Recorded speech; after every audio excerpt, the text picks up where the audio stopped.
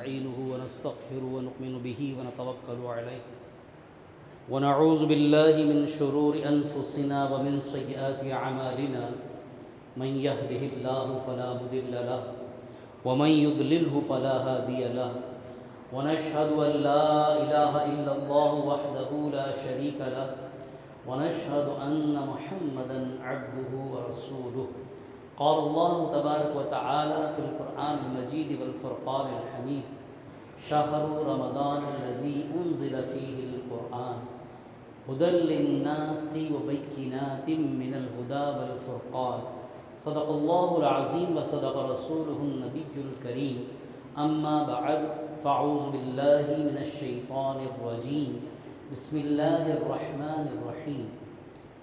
حضور نبی کریم صلی اللہ تعالیٰ علیہ وسلم کا فرمان عالی شان ہے، زینوا مجالسکم بالصلاۃ علیہ، اپنی محفلوں کو مجھ پر درود پڑھ کر سجاؤ، فإن صلاتکم علیہ نور لکم یوم القیامہ، کیونکہ تمہارا مجھ پر درود پڑھنا کل بروز قیامت تمہارے لیے نور ہوگا، او کما قال صلی اللہ علیہ وسلم۔ درود پاک پڑھ لیجیے، اللہم صلی علی سیدنا محمد معدن الجود والکرم وعلی آلہ واصحابہ وبارک وسلم۔ بحمد تعالی آج کی تراویح میں 16واں پارہ مکمل اور 17ویں پارے کا ابتدائی ربع سننے کی سعادت حاصل ہوئی، یعنی سورہ کہف کا بقیہ حصہ، سورہ مریم، سورہ طہ اور سورہ انبیاء کی ابتدا ہوئی۔ آج کی تراویح کی ابتدا سورہ کہف کی اس آیت مبارکہ سے ہوئی، قال الم اقل لک انک لن تستطیع معی صبرا، کہا میں نے آپ سے نہ کہا تھا کہ آپ ہرگز میرے ساتھ نہ ٹھہر سکیں گے۔ یعنی 16ویں پارے کی ابتدا میں حضرت موسیٰ علیہ السلام اور خضر علیہ السلام کے واقعے کو ذکر کیا جا رہا ہے۔ سورہ کہف کی ابتدا میں بھی ایک بڑا دلچسپ واقعہ اللہ تبارک و تعالیٰ نے بیان فرمایا اصحاب کہف کا، اور آیت نمبر 75 میں ذکر ہوا حضرت خضر علیہ السلام اور موسیٰ علیہ السلام کی ملاقات۔ اس کا واقعہ یوں ہے کہ موسیٰ علیہ السلام نے اللہ تبارک و تعالیٰ کی بارگاہ میں عرض کیا کہ یعنی اللہ تبارک و تعالیٰ نے موسیٰ علیہ السلام سے فرمایا، معاملہ جو بخاری شریف میں ذکر ہوا اس طرح سے ہے کہ کسی سائل نے موسیٰ علیہ السلام سے پوچھا کہ سب سے بڑا عالم کون؟ تو چونکہ آپ نبی اللہ ہیں اور توریت اللہ نے آپ کو عطا فرمائی، تو آپ نے کہا کہ میں، تو اللہ تبارک و تعالیٰ نے چاہا کہ آپ کو مزید ایسے شخص سے ملایا جائے جن کے پاس کچھ اور علم ہے، کیونکہ آپ نے نسبت اپنی طرف کر لی تو اللہ تبارک و تعالیٰ نے آپ کو توجہ دلائی اور خضر علیہ السلام کے بارے میں آپ کو فرمایا۔ تو آپ نے کہا اللہ میں ان سے ملنا چاہتا ہوں، تو فرمایا کہ تم اس طرح سے سفر کرو اور جہاں سمندروں کے ملنے کی جگہ ہے وہاں تمہاری ملاقات ان سے ہوگی۔ چنانچہ قرآن نے ذکر کیا کہ موسیٰ علیہ السلام نے سفر اختیار کیا اور آپ نے اپنے ساتھ اپنے غلام حضرت یوشع بن نون علیہ السلام کو لیا، جن کو بعد میں اللہ تبارک و تعالیٰ نے نبوت عطا فرمائی۔ تو سفر میں آپ ساتھ تھے اور طویل سفر میں ایک جگہ آپ تھک کے آرام فرمانے لگے تو اللہ کی قدرت سے آپ کے رخت سفر میں جو مچھلی تھی وہ زندہ ہو کر راستہ بنا کے سمندر میں چلی گئی۔ موسیٰ علیہ السلام جب بیدار ہوئے تو آپ نے مزید سفر اختیار کیا۔ دوران سفر حضرت یوشع بن نون کو یاد آیا کہ راستے میں ایسا ایسا معاملہ ہوا ہے، تو آپ نے موسیٰ علیہ السلام کو جب یہ عرض کیا تو انہوں نے کہا وہی تو جگہ تھی جس کے بارے میں اللہ نے ہمیں فرمایا تھا کہ جہاں مچھلی زندہ ہو کے سمندر میں چلی جاتی۔ پھر آپ واپس پلٹے اور اسی جگہ جہاں آپ نے آرام فرمایا تھا تشریف لائے تو کسی کو لیٹے ہوئے دیکھا تو آپ نے سلام کیا، تو وہ خضر علیہ السلام تھے، تو انہوں نے کہا اس جگہ پر سلام کرنے والا کون آ گیا؟ تو آپ نے اپنا تعارف کروایا تو انہوں نے کہا موسیٰ علیہ السلام اللہ کے نبی؟ تو موسیٰ علیہ السلام نے فرمایا ہاں، اور میں تم سے وہ علم سیکھنا چاہتا ہوں جو اللہ نے تمہیں عطا کیا ہے۔ یہاں روایتوں میں صحابہ کرام علیہم رضوان نے فرمایا کہ آپ علم کی قدر دیکھیے کہ اللہ کے نبی ہیں، توریت کا علم ہے، لیکن مزید علم کے لیے آپ سفر اختیار فرما رہے ہیں کہ مزید جانیں۔ تو علم سے کبھی رکنا نہیں چاہیے، خصوصاً علم دین۔ تو خضر علیہ السلام نے آپ کو ساتھ لیا، لیکن پہلے کہا کہ آپ میرے ساتھ صبر نہیں کر پائیں گے۔ تو آپ نے فرمایا کہ آپ مجھے صبر کرنے والا پائیں گے۔ لہذا آیت نمبر 75 میں اسی کی طرف فرمایا گیا قال الم اقل لك انك لن تستطيع معي صبرا، کہ خضر علیہ السلام نے کہا میں نے آپ سے نہ کہا تھا کہ آپ ہرگز میرے ساتھ ٹھہر نہ سکیں گے؟ ہوا یوں کہ جب یہ چلے سفر پہ تو راستے میں ایک کشتی میں سوار ہوئے۔ خضر علیہ السلام نے اس کشتی میں سوراخ کر دیا، عیب پیدا کر دیا۔ تو موسیٰ علیہ السلام کو تعجب ہوا کہ یہ آپ نے کشتی بہت اچھی خوبصورت کشتی تھی، آپ نے سوراخ کیوں کر دیا؟ تو انہوں نے کہا کہ میں نے آپ سے کہا تھا نا کہ آپ میرے ساتھ صبر نہیں کر پائیں گے۔ موسیٰ علیہ السلام نے کہا انشاءاللہ اب آپ مجھے صبر کرنے والا پائیں گے۔ پھر آگے چلے تو ایک نوجوان لڑکے کو خضر علیہ السلام نے اللہ کے حکم سے مار دیا۔ اب ساتھ میں موسیٰ علیہ السلام ہیں وہ کیسے رہ سکتے تھے؟ انہوں نے پوچھا کہ آپ نے بغیر کسی وجہ کی اسے قتل کیا؟ تو انہوں نے کہا کہ میں نے آپ سے کہا تھا کہ آپ صبر نہیں کر پائیں گے۔ تو موسیٰ علیہ السلام نے کہا کہ اب اگر ایسا ہو تو میرے آپ کے راستے جدا، آپ بھلے مجھے ساتھ نہ رکھیے گا۔ مزید کسی بستی میں پہنچے تو وہاں بستی والوں سے کھانے کے بارے میں پوچھا تو انہوں نے بد تہذیبی کا، بد اخلاقی کا مظاہرہ کیا اور کھانے سے منع کر دیا۔ بزرگوں نے لکھا کہ یہ ترکی کے قریب ایک علاقہ ہے ساحل کے کنارے۔ تو لوگوں نے جب انکار کیا اس کے باوجود خضر علیہ السلام نے اس بستی میں گرتی ہوئی دیوار کو تعمیر فرما دی۔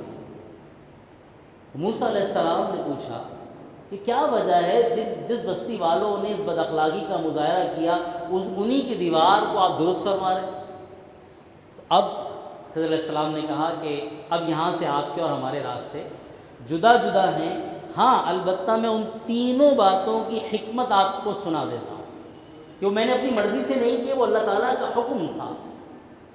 پہلا معاملہ جو آپ نے دیکھا کہ کشتی میں نے سوراخ کر دیا، تو وہ چند غریب لوگوں کی کشتی تھی اور آگے جس مقام پر وہ پہنچنے والی تھی وہ جگہ ایک ظالم بادشاہ کی تھی، اور اس کا طریقہ کار یہ تھا کہ کوئی خوبصورت سالم کشتی دیکھتا تو اپنے قبضے میں لے لیا کرتا تھا۔ تو میں نے چاہا کہ اس میں عیب پیدا کر دوں، کیونکہ وہ عیب والی چیز کو نہیں پکڑتا تھا۔ تو میں نے ان کی کشتی کو محفوظ رکھنے کے لیے اللہ کے حکم سے اس میں عیب پیدا کر دیا۔ بظاہر وہ عیب تھا لیکن وہ کیا تھا؟ حفاظت کا ذریعہ تھا۔ پھر جو آپ نے لڑکے کو دیکھا تو اللہ تبارک و تعالیٰ نے چاہا، کیونکہ اس لڑکے کے والدین اہل ایمان تھے اور اندیشہ تھا کہ بڑے ہو کر سرکشی، والدین کا نافرمان بنے گا اور کفر کرے گا، تو اللہ نے اس کے بدلے ان کو پاکیزہ اور رحم دل والدین کا فرما بردار بیٹا عطا فرمایا، اور اسے اللہ کے حکم سے موت دے دی گئی۔ تیسرا معاملہ جو آپ نے گاؤں والوں کی دیوار کا دیکھا تھا، اگرچہ وہ بد اخلاق تھے لیکن وہ دیوار دو یتیم لڑکوں کی تھی اور اس کے نیچے ان کے والد نے ایک خزانہ دفن کر دیا تھا، اور وہ جو والد تھا وہ نیک تھا۔ بعض بزرگوں نے لکھا ہے کہ ان کے آباء و اجداد میں کوئی نیک تھا، بعض نے کہا کہ اس کا والد نیک تھا ان بچوں کا، تو آپ کے رب نے چاہا کہ وہ جوان ہو کر اپنے رب کی رحمت سے وہ خزانہ پالیں۔ تو یہ تینوں کام میں نے اپنی مرضی سے نہیں کیے بلکہ اللہ کے حکم سے کیے۔ اب یہاں چند باتیں قابل غور ہیں، ویسے تو اس میں کئی حکمتیں پوشیدہ ہیں جو جتنا سیکھنا چاہیں، بزرگوں نے اس سے چند نکات بیان کیے۔ ایک تو فرمایا کہ سفر میں زیادہ راہ لے کے چلو، موسیٰ علیہ السلام نے زیادہ راہ لیا، اور حجاج کو بھی اللہ نے حکم فرمایا کہ جب سفر حج کرو تو اپنے ساتھ زیادہ راہ لے لو، اور سب سے بہترین زیادہ راہ تقویٰ ہے، اللہ سے ڈرنا۔ پھر فرمایا بزرگوں نے کہ موسیٰ علیہ السلام نے سفر اختیار کرنا تھا تو یوشع بن نون علیہ السلام کو ساتھ لیا۔ تو جب بھی طویل سفر ہو تو بہتر ہوتا ہے کہ ایک سے زیادہ لوگ ہوں۔ بعض لوگ کہتے ہیں نا کہ 2 اور 100 برابر ہوتے ہیں۔ میں آپ کو بتا رہا ہوں کہ کس طرح علماء اس سے حکمتیں بیان فرماتے ہیں۔ پھر اسی طرح خضر علیہ السلام کا کشتی میں عیب پیدا کر دینا، بظاہر عیب ہے نا، ہمیں بھی کوئی چھوٹا سا نقصان پہنچتا ہے تو ہم پریشان ہو جاتے ہیں، لیکن اس میں کیسی کیسی حکمتیں پوشیدہ ہوتی ہیں، کیسی کیسی حکمتیں پوشیدہ ہوتی ہیں کہ انہوں نے کہا کہ اگر اس میں عیب نہ ہوتا تو آگے یہ کشتی لوٹ لی جاتی، تو آپ کے رب نے چاہا کہ میں اس میں عیب پیدا کر دوں، وہ اس سے بچ جائے گی۔ تو یہ جو زندگی میں بعض اوقات بظاہر ہمیں لگتے ہیں کہ نقصان ہو گئے، اس میں کوئی نہ کوئی بہتری اللہ کی طرف سے پوشیدہ ہوتی ہے۔ جیسا کہ ایک بادشاہ کا ذکر ملتا ہے کہ اس کے ساتھ اس کا ایک وزیر ہوتا تھا جس کی ہر معاملے میں کہنے کی عادت تھی کہ اس میں اللہ کی طرف سے کوئی بہتری ہے۔ ایک دن بادشاہ کی انگلی کٹ گئی، اب وہ حسب عادت اس نے کہا کہ اللہ کی طرف سے کوئی بہتری ہے، تو بادشاہ ہوتے ہیں۔ وہ ناراض ہو گیا اور اس نے کہا اس کو ذرا بند کرو، گرفتار کرو، یعنی مجھے تکلیف پہنچی، میری انگلی ضائع ہو گئی اور یہ کہہ رہا ہے اس میں اللہ کی طرف سے کوئی بہتری ہے۔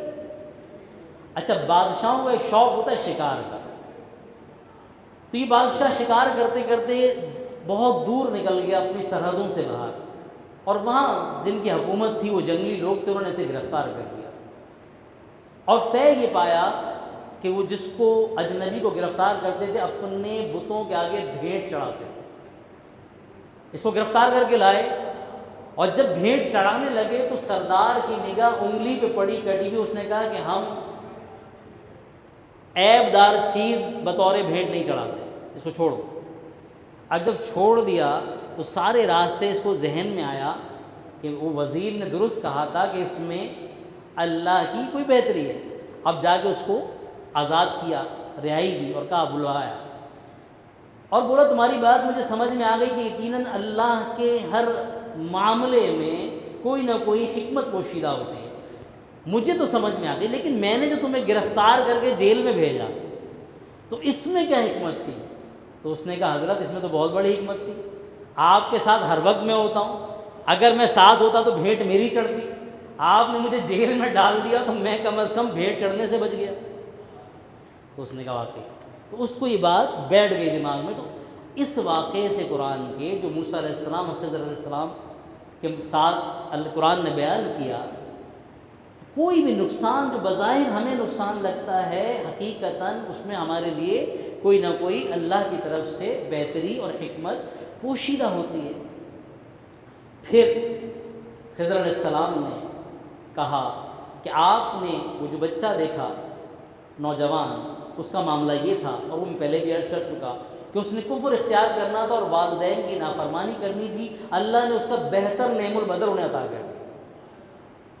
تیسرا معاملہ وہ خزانے پوشیدہ تھے اور ان کا والد نیک تھا۔ تو یہاں بزرگوں نے بیان کیا کہ نیکی کا جو اثر ہے وہ نسلوں تک جاتا ہے۔ ابتدائی سورہ بقرہ میں کیا بیان ہوا؟ وہ بچہ جس کی گائیں وزن کے برابر سونے کے دام بکی تھی، جس کی نسبت سے سورہ بقرہ کو بقرہ کہتے ہیں، عربی میں گائے کو بقرہ کہتے ہیں، اس کا معاملہ کیا تھا؟ اس کا والد بھی نیک تھا اور اس نے اپنے بچے کے لیے اللہ کی سپرد ایک گائے کر دی تھی جو چھوٹی تھی، گائے کا بچہ تھا، اس نے کہا اللہ یہ میری تیرے لیے واس امانت ہے میری اولاد کے لیے، تو اللہ نے کیسا اس کو پورا وزن بھر کے بنی اسرائیل نے سونا دیا۔ تو اب آپ دیکھ رہے ہیں کہ اگر کوئی شخص نیک ہو تو نسلوں تک اس کو اس کا اثر اور ثمر پہنچتا ہے۔ یہاں اور مزید حکمتیں جو بزرگوں نے بیان کی جو اس واقعے سے سیکھنے کو ملتی ہیں کہ خضر علیہ السلام نے جب کہا کہ اب ہمارے راستے جدا ہیں تو شروع میں نہیں کہا، لہٰذا جب ساتھی یا کوئی آپس میں کوئی آپ کے درمیان کوئی معاہدہ ہو تو بزرگوں نے فرمایا کہ پہلی دفعہ میں اگر کوئی بھول جاتا ہے یا وعدے کے خلاف ہو جاتا ہے معاملہ تو موقع دینا چاہیے۔ موسیٰ علیہ السلام نے پہلی دفعہ میں سوال کر لیا جبکہ معاہدہ کیا تھا کہ آپ کوئی سوال نہیں کریں گے، تو کہا کہ اس کے بعد آپ نہیں کریں گے۔ دوبارہ ہوا، پھر کہا اس کے بعد نہیں کریں گے۔ تیسری بار کے بعد کہا کہ اب ہماری راہیں جدا ہیں، لیکن جدا ہونے سے پہلے بھی معاملہ کیا تھا وہ بیان کر دیا۔ تو پہلے بزرگوں نے کہا کہ یہ سیکھنا چاہیے کہ آپس میں فوراً علیحدگی کسی معاملے میں نہیں کر لینی چاہیے، ایک بات۔ دوسری بات کہ جب ضرورت پڑ ہی جائے تو پھر تمام تر وجوہات ایک دوسرے کو بیان کر دینی چاہیے تاکہ غلط فہمیاں بیچ میں نہ رہیں۔ اللہ اکبر۔ اور میرے آقا علیہ السلام کی اس معاملے میں کیا تمنا تھی؟ خضر علیہ السلام اور موسیٰ علیہ السلام کی اس ملاقات کے حوالے سے صحیح مسلم شریف کی حدیث ہے کہ نبی کریم علیہ السلام نے حضرت موسیٰ علیہ السلام اور حضرت خضر علیہ السلام کے واقعے کا یہ حصہ بیان کیا تو اس موقع پر آپ نے ارشاد فرمایا ہم پر اور حضرت موسیٰ علیہ السلام پر اللہ کی رحمت ہو، اگر وہ جلدی نہ کرتے تو بہت حیران کن چیزیں دیکھتے، لیکن انہیں حضرت خضر علیہ السلام سے حیا آئی اور کہا اگر اس مرتبہ کے بعد میں آپ سے کسی شے کے بارے میں سوال کروں تو پھر مجھے آپ ساتھ نہ رکھیے گا، بے شک میری طرف سے تمہارا عذر پورا ہو چکا ہے۔ کاش حضرت موسیٰ علیہ السلام صبر کرتے تو بہت عجیب و غریب چیزیں ہم دیکھتے۔ یعنی یہ 3 واقعات دیکھے نا، اور یہ بھی موسیٰ علیہ السلام نے خود کہہ دیا کہ اب اگر مجھ سے کوئی معاملہ ہو جائے تو آپ بھلے مجھے علیحدہ کر دیجیے گا۔ تو میرے آقا علیہ السلام نے واقعہ ذکر کرنے کے بعد فرمایا کہ اگر یہاں موسیٰ علیہ السلام یہ نہ کہتے، انہوں نے حیا میں کہہ دیا کہ میں نے 3 دفعہ سوال کر لیا، تو انہوں نے حیا میں کہہ دیا، اگر نہ کہتے تو مزید اللہ تعالیٰ کی حکمتیں سیکھنے کا اور جاننے کا موقع ملتا۔ ایک اور حدیث پاک میں ہے کہ نبی کریم علیہ السلام نے ارشاد فرمایا اللہ حضرت موسیٰ پر رحم فرمائے، میری آرزو تھی کہ کاش حضرت موسیٰ علیہ السلام صبر کرتے حتیٰ کہ اللہ ہمیں حضرت موسیٰ علیہ السلام اور خضر علیہ السلام کے مزید واقعات ارشاد فرماتا۔ اسی سورہ کہف میں حضرت ذوالقرنین رضی اللہ تعالی عنہ کا واقعہ ذکر ہوا، آیت نمبر 83 میں ارشاد ہوا وَيَسْأَلُونَكَ عَنْ ذِي الْقَرْنَيْنِ قُلْ سَأَتْلُو عَلَيْكُمْ مِنْهُ ذِكْرًا، اور آپ سے ذی القرنین کے بارے میں پوچھتے ہیں تو آپ فرما دیں میں ان قریب تمہارے سامنے اس کا بھی ذکر پڑھ کے سناؤں گا۔ اصل میں یہودیوں نے کفار مکہ سے کہا تھا کہ آپ رسول اللہ صلی اللہ علیہ وسلم سے اگر وہ اللہ کے نبی ہیں نا تو پوچھئے کہف والوں کا واقعہ کیا تھا، ذوالقرنین کون تھے، اسی طرح حضرت یعقوب علیہ السلام کی اولاد مصر کیسے پہنچی، یہ سوالات کیے تھے۔ تو جوابات میں اللہ تعالیٰ نے سورہ کہف، سورہ یوسف نازل فرمائی۔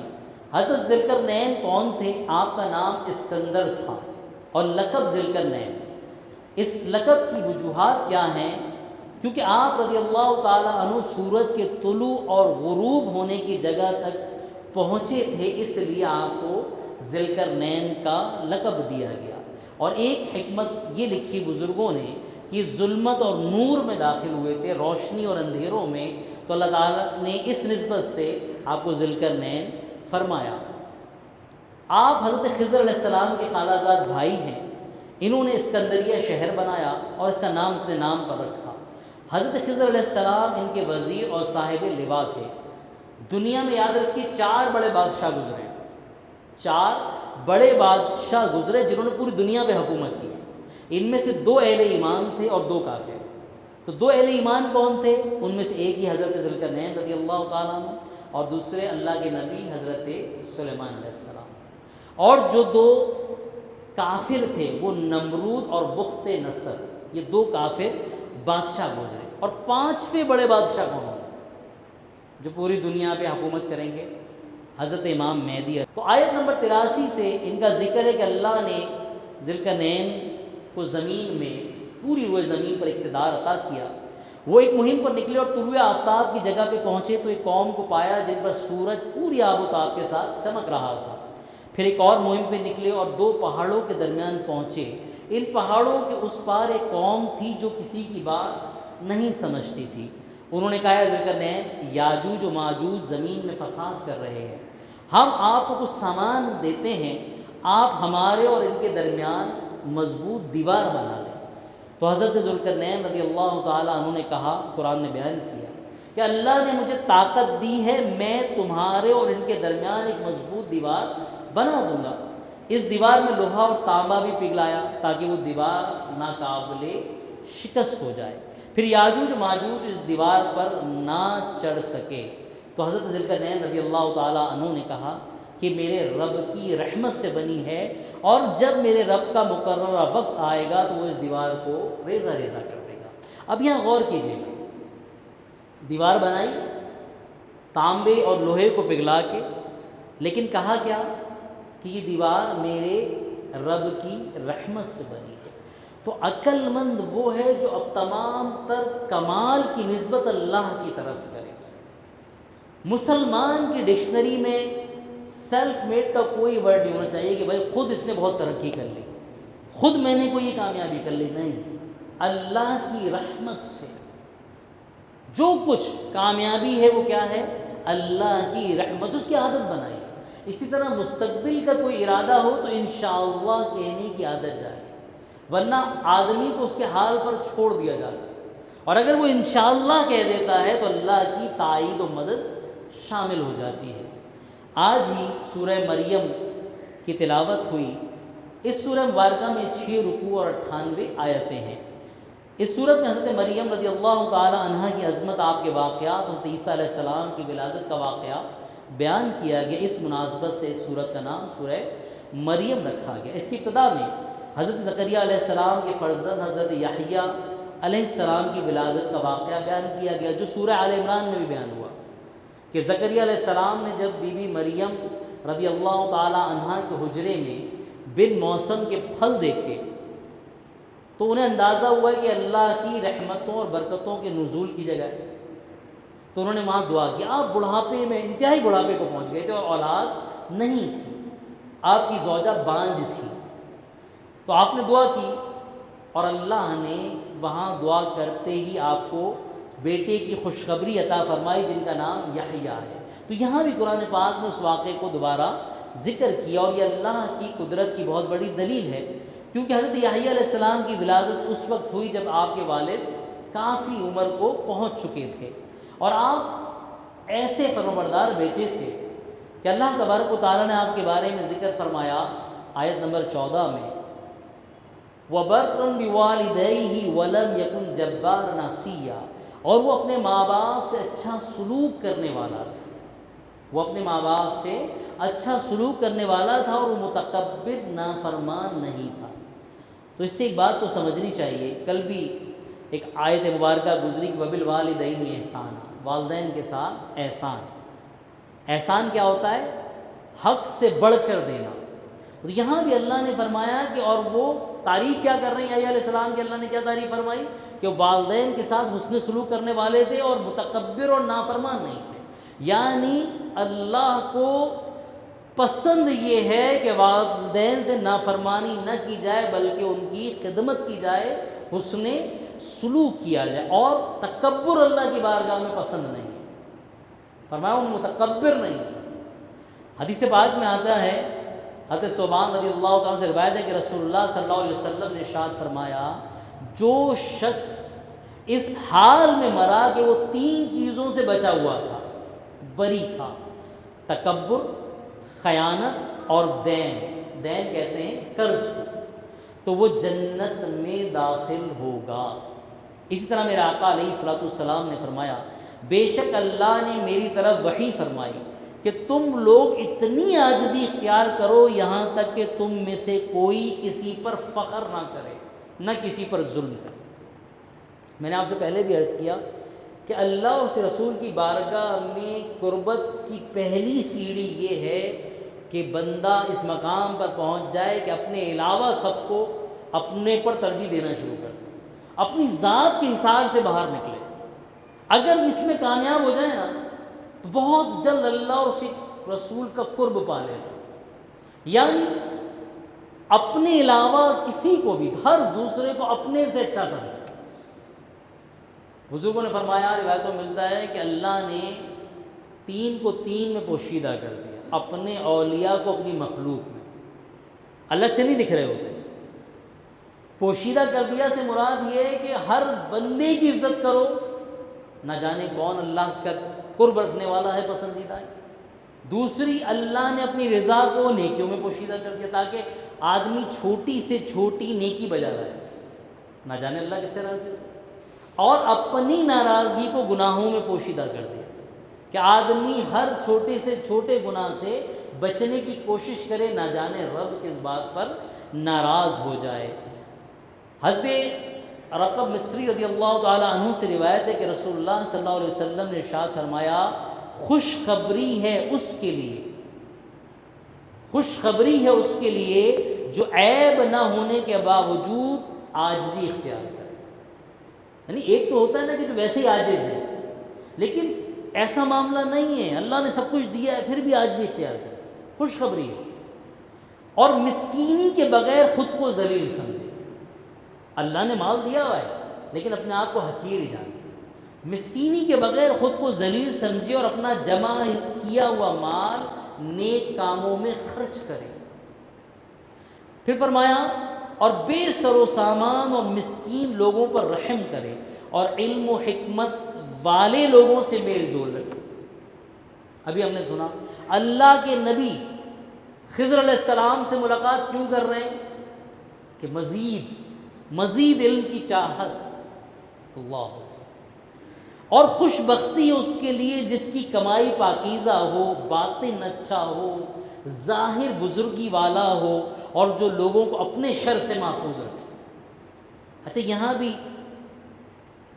ہمارا معاملہ یہ ہے کہ ہم یہ تو دعا مانگتے ہیں اللہ ہمیں شریروں کے شر سے بچا، دوسروں کے شر سے بچا، لیکن ہم بھول جاتے ہیں ہمارے اسلاف یہ بھی مانگا کرتے تھے کہ اللہ ہمارے نفس کے شر سے ہمیں بھی بچا اور دوسروں کے بچا۔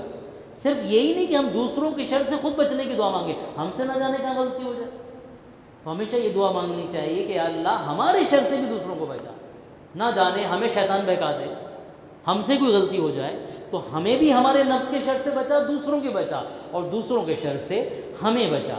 تو فرمایا، وہ جو لوگوں کو اپنے شر سے محفوظ رکھے، اور سعادت مندی اس کے لیے جو اپنے علم پر عمل کرے، اپنی ضرورت سے زائد مال کو راہ خدا میں خرچ کرے اور فضول گوئی سے رک جائے۔ اللہ تبارک و تعالیٰ ان اچھی صفات سے ہمیں بھی متصف فرمائے۔ تو حضرت یحییٰ علیہ السلام کا ذکر کرتے ہی اللہ تبارک و تعالیٰ نے ارشاد فرمایا، وَسَلَامٌ عَلَيْهِ يَوْمَ وُلِدَ وَيَوْمَ يَمُوتُ وَيَوْمَ يُبْعَثُ حَيًّا، اس پر سلام ہو جس دن وہ پیدا ہوا، اور جس دن وہ فوت ہوگا، اور جس دن وہ زندہ اٹھایا جائے گا۔ یعنی نبی کی آمد بھی سلامتی اور سلام ہو، جانا بھی سلام ہے، اور جس دن محشر کے دن اٹھائے جائیں گے وہ بھی سلام ہے۔ تو بزرگوں نے اسی سے یہ نتیجہ اخذ کیا، جو میلاد شریف پر سلام پڑھا جاتا ہے، کہ رسول اللہ کی ولادت سے بڑھ کے کون سا دن افضل ہوگا؟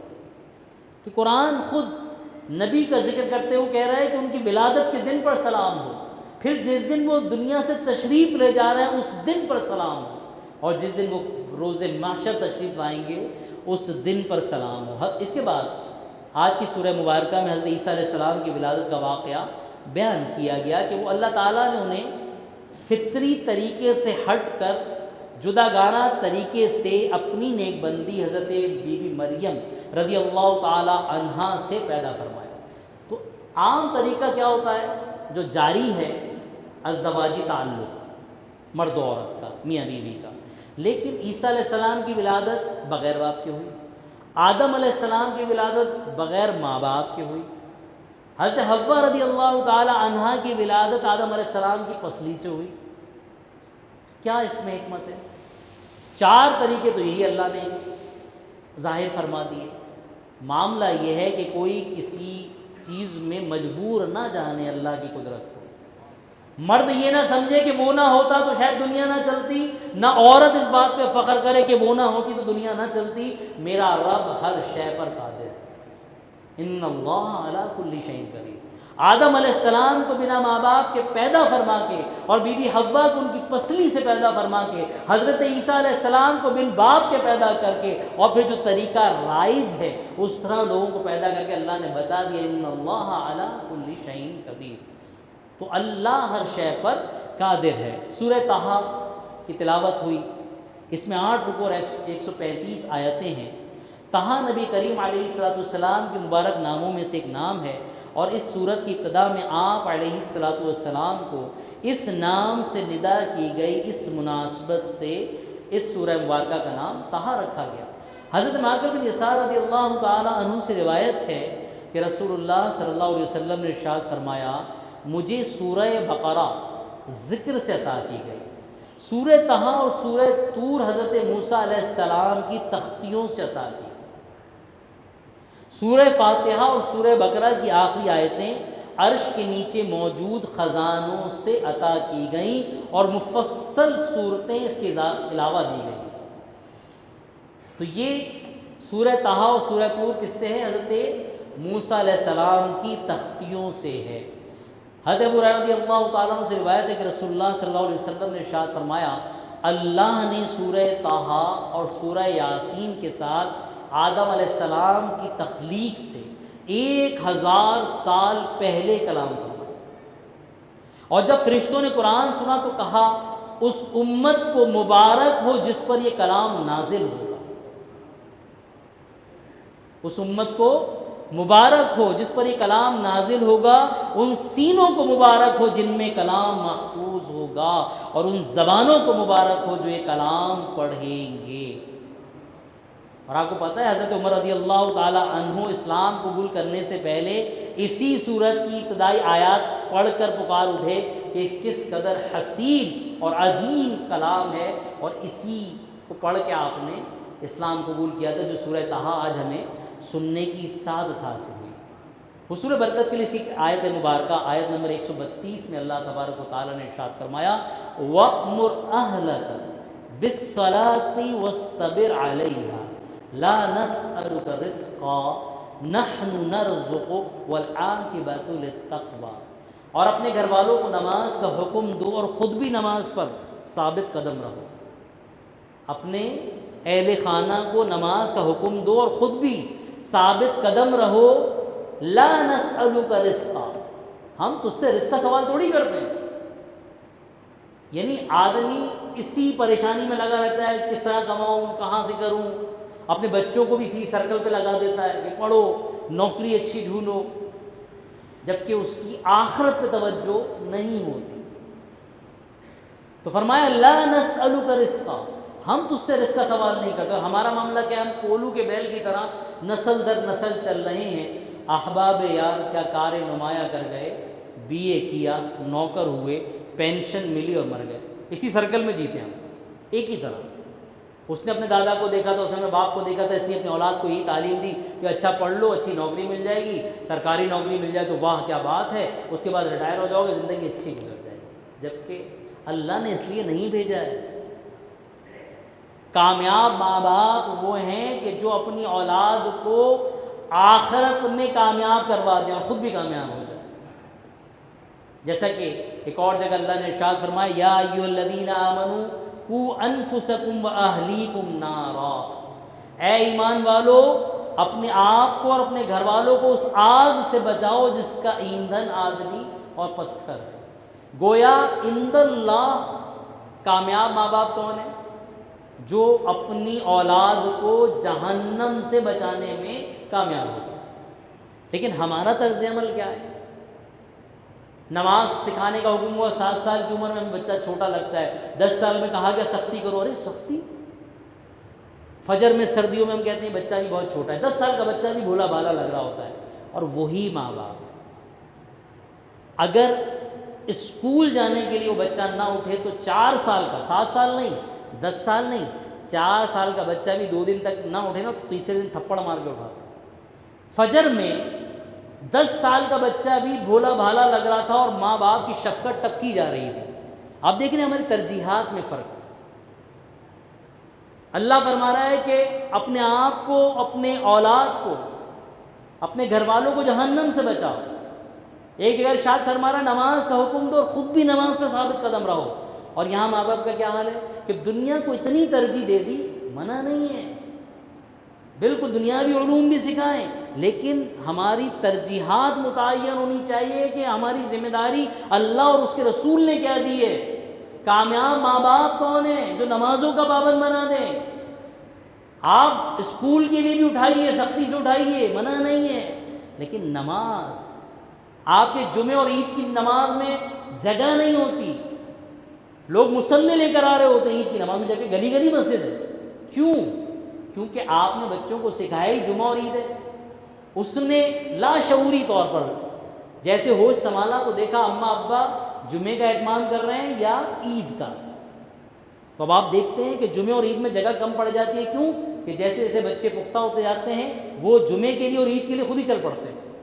اگر 5 وقت یہی اہتمام دیکھا ہوتا تو باخدا 5 وقت مسجدوں میں جگہ نہیں ملتی۔ تو ہم اپنی ترجیحات کو درست کریں۔ مسلمان نیکی کرنا چاہتے ہیں لیکن ترجیحات درست نہیں ہیں، مباح چیزوں کو فرض کا درجہ دے دیتے ہیں، فرض چیزوں کو بالکل چھوڑ دیتے ہیں، اگنور کر دیتے ہیں۔ ترجیحات سب سے پہلے فرائض و واجبات کی پابندی کیجیے، سنت موقدہ کی، اس کے بعد دوسری چیزیں ہیں، ورنہ سب بیکار ہو جائے گا۔ نفلی عبادتیں ہو رہی ہیں، شب برات میں رش ہے، صلاۃ التسبیح میں رش ہے، اور فرائض باقی ہیں۔